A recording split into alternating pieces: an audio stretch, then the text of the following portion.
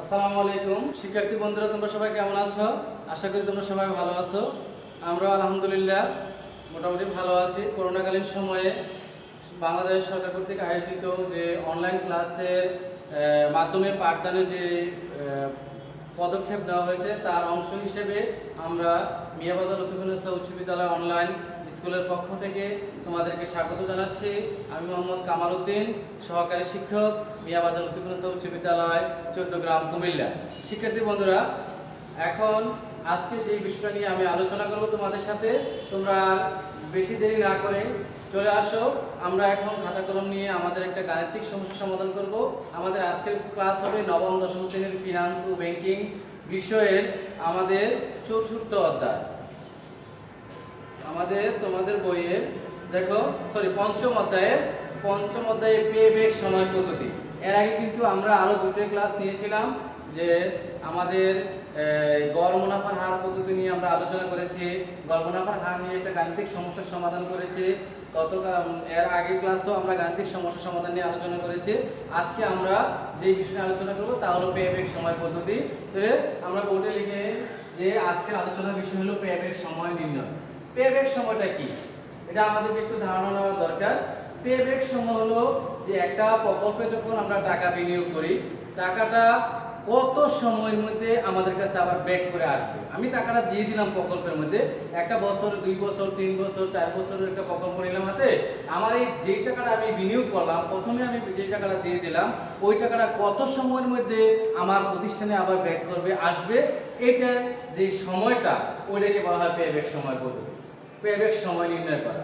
এখন যদি একটা নির্দিষ্ট সময়ের মধ্যে আমার টাকাটা চলে আসে এবং পরবর্তীতে যখন আমার টাকাটা নির্দিষ্ট সময়ের পরে আসলে ব্যবসায়িক প্রতিষ্ঠানের ক্ষতি হবে, আর আগে যদি চলে আসে তাহলে আমার প্রতিষ্ঠানের লাভ হবে। তো শিক্ষার্থী বন্ধুরা, আজকে আমরা একটা যেহেতু গাণিতিক সমস্যার সমাধান করব, তো আমরা একটা ক্লাস তোমাদের আগে একটা উদাহরণ লিখে নেই, তারপরে আমরা আমাদের ক্লাসটা শুরু করব। ঠিক আছে বন্ধুরা?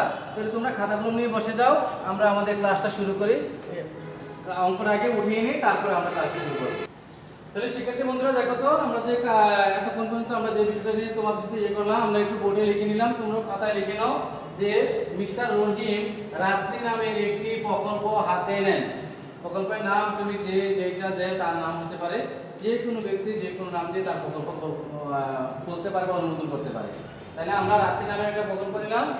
উক্ত প্রকল্প থেকে তিনি 2 লক্ষ টাকা বিনিয়োগের সিদ্ধান্ত করেন। যে উক্ত প্রকল্পের মধ্যে তিনি কি করবেন, 2 লক্ষ টাকা বিনিয়োগে করার একটা চিন্তা করেন, এবং তিনি এই প্রকল্পের মেয়াদকাল দিলেন 5 বছর। কত বছর? 5 বছর।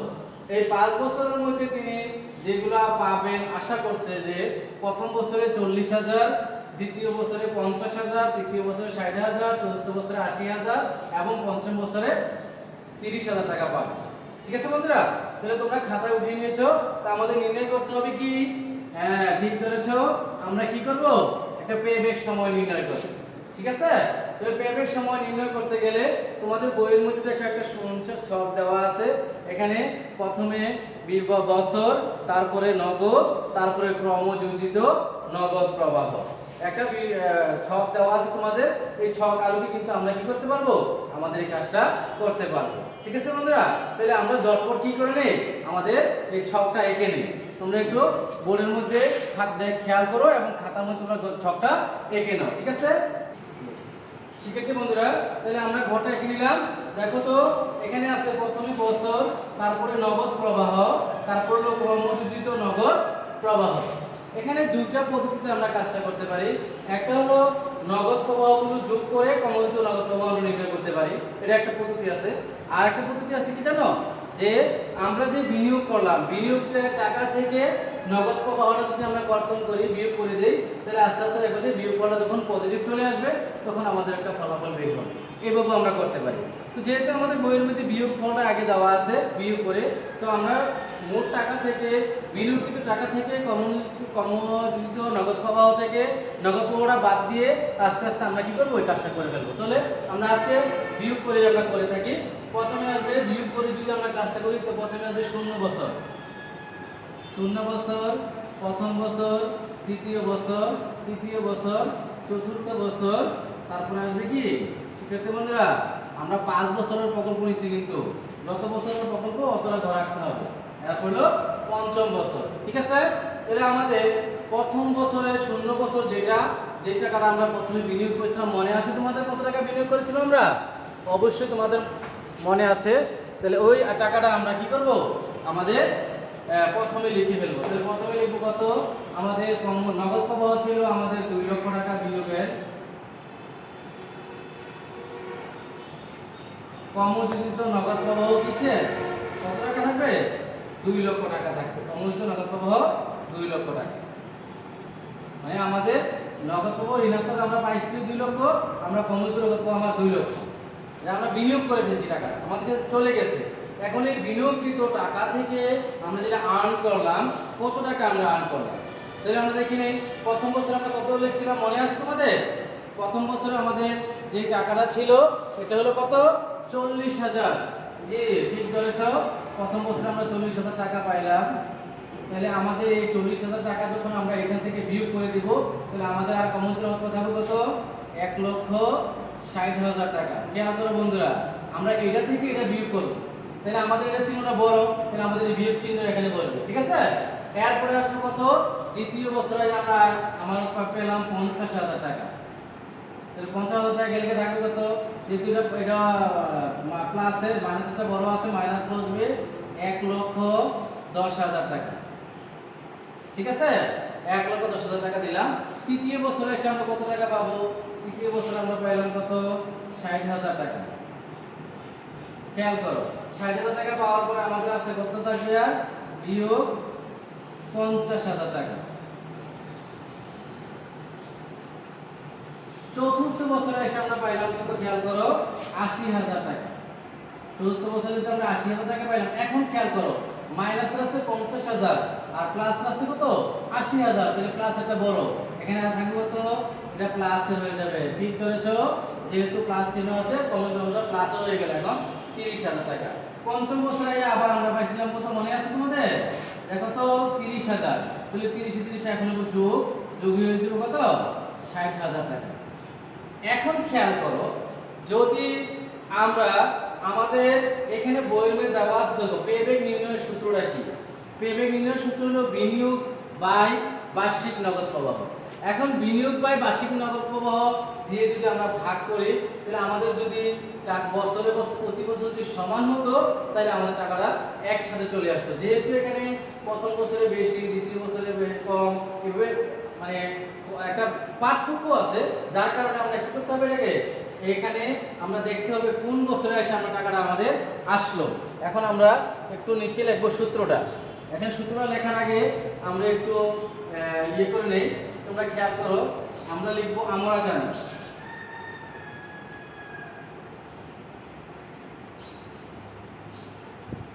আমরা জানি পেব্যাক সময়,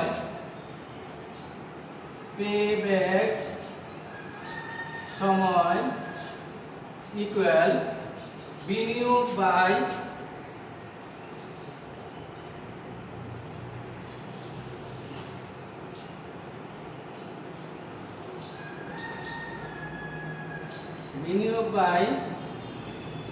নগদ প্রবাহ, ঠিক আছে? এখন যদি আমাদের টাকাটা ওইভাবে প্রতি বছর আসলে আমরা পারতাম, কারণ বছরে নির্ণয় করার পরে এখানে এসে দেখো আমরা কোন বছরে এই টাকাটা আমাদের শেষ হয়েছে। দেখো 4 বছরে আমাদের বেশি আদায় হয়ে গেছে। 4 বছরে আমার দরকার ছিল 50,000, আমি আদায় করছি 80,000, কিন্তু 3 বছরে এসে আমার হয়ে গেছে আর কত, 50,000। তাহলে 3 বছর পুরো লাগছে আমাদের, সম্পূর্ণ 3 বছর পুরো লাগছে। তাহলে আমাদের ইয়াটা আমরা দাঁড় করাবো এখানে 3 যোগ, এখানে দেখো এসে কি দাঁড়ালো, যে আমার দরকার ছিল কত, 50,000, আমরা পাইছি কত, 80,000। এটা কিন্তু যোগ, খেয়াল করবো আবার, এই টাকাটা যে টাকাটা আমরা পাইছি এটা দিয়ে ওটা ভাগ দিব।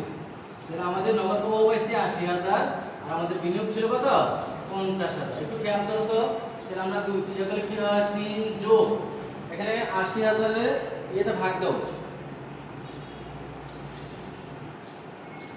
শিক্ষার্থী বন্ধুরা, তাহলে ভাগ করলে কি আসে দেখো তো, 80,000 50 তে ভাগ দিলে আসে কত, 0.625। এটা হলো বছর, দেখি বছর। এখন আমরা যদি যোগ করে ফেলি সরি তাহলে 3.625 বছর। ঠিক আছে বন্ধুরা, এখন আমরা লিখে দেব সুতরাং নির্ণয় পে ব্যাক সময় ইকুয়াল 3.625 বছর। এতদিন সময় আমাদের লেগেছে। তো শিক্ষার্থী বন্ধুরা, তাহলে খেয়াল করো, আজকে আমরা আমাদের একটা পেব্যাক সময় নির্ণয় করলাম। এটা কয় বছরে? 5 বছরে। এখন আমি তোমাদেরকে একটা বাড়ির কাজ দিব, আর বাড়ির কাজটা তোমরা তোমাদের বইয়ে দেখো, বইয়ের 59 পৃষ্ঠায় দেখো একটা কাজ দেওয়া আছে, কাজ 1। এখানে 59 পৃষ্ঠা, আমি পৃষ্ঠা নাম্বার লিখে দিচ্ছি, পৃষ্ঠা নাম্বার 59, আর কাজ হলো কত? কাজ হলো 1। এই বাড়ির কাজটা তোমরা করে আনবে, এটা বাড়ির কাজ। বাড়ির কাজ এটা তোমরা অবশ্যই বাড়ি থেকে করে তারপরে আমাদেরকে তোমরা কমেন্টসের মাধ্যমে দিয়ে দিলে আমরা অবশ্যই তোমাদের কমেন্টসগুলো দেখবো, দেখে আমরা তোমাদেরকে মূল্যায়ন করব। তো শিক্ষার্থী বন্ধুরা, তাহলে আজকে আমরা আমাদের এই ক্লাস এখানেই সমাপ্ত করতে যাচ্ছি। তারপরেও কিছু উপদেশমূলক কথা বলে যাই। যখন আমরা যেহেতু করোনা মহামারীর কারণেই আমরা আজকে এই অবস্থা, এই করোনা মহামারী থেকে যেন আল্লাহ আমাদেরকে রক্ষা করে, এই জন্য আমরা সর্বক্ষণ আমার মহান আল্লাহর কাছে প্রার্থনা করব, আল্লাহ যেন আমাদেরকে এই মহামারী থেকে দূর করে আমাদেরকে একটা সুস্থ স্বাভাবিক জীবনে ফিরিয়ে দেয়। সবাই আমরা প্রার্থনা করব। তো এই বলে আজকের ক্লাস এখানেই শেষ করছি। আল্লাহ হাফেজ, সবাই ভালো থাকবে।